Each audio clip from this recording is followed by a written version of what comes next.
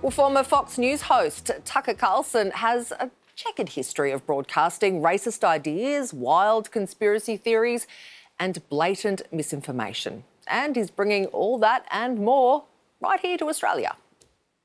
Good evening and welcome to Tucker Carlson Tonight. Watch this. Whatever you think of Tucker Carlson, the guy gets eyeballs. It's almost beyond belief. Launching in 2016, his current affairs show, Tucker Carlson Tonight, dominated pay TV ratings, pulling in around 3 million viewers each night. It's a threat to democracy. Pull him off the air.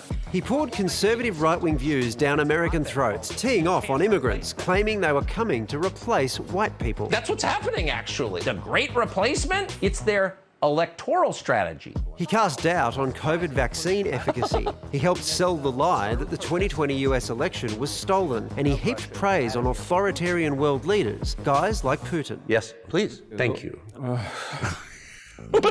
Since being boned from Fox last year, Carlson has gone solo, taking his shtick to an online audience of around 20 million followers. What the hell? And now he's here, ostensibly in the name of freedom. I've always wanted to go to Australia. On a speaking tour of the country, Carlson will appear alongside Australian mining magnate Clive Palmer at what they're calling the Australian Freedom Conference. There's nothing I dislike more than foreigners showing up in my country and lecturing me about it. I always want to deport them. Anyway, I've got to have lunch. I'm dying to have a hot dog. What could possibly go wrong? Up yours, pal. I don't take Tucker Carlson seriously, but I think he can be seductive. He's an entertainer. He's not a newsman. That's the truest thing, what you just said. Tucker mixes provocative questions with mistruths, and he sews them together. Why does that matter? What would that look like? What exactly happened? Who is telling the truth? Excuse us. There are a lot of people out there that are frustrated, who feel let down by the so-called system, and they are vulnerable to being taken over and hijacked by personalities like Tucker Carlson. That's how it works now, sorry. It's raw populism, and they're seduced into it. Look, if Tucker angries up the blood too much, then maybe Clive could smooth things over. My wealth's $4,000 million. Do you think I give a stuff about what you personally think?